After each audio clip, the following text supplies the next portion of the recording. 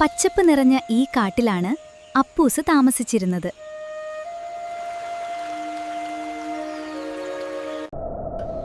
വാവ്, ഈ മാമ്പഴം നല്ല മധുരമാണ്.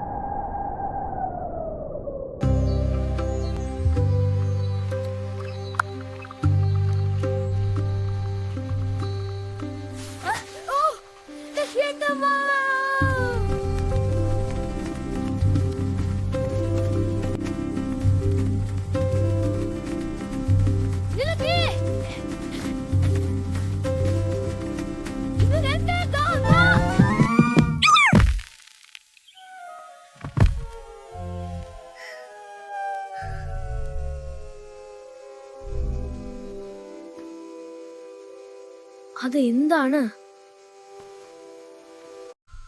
ഞാനൊന്ന് എടുത്തു നോക്കട്ടെ. അയ്യോ!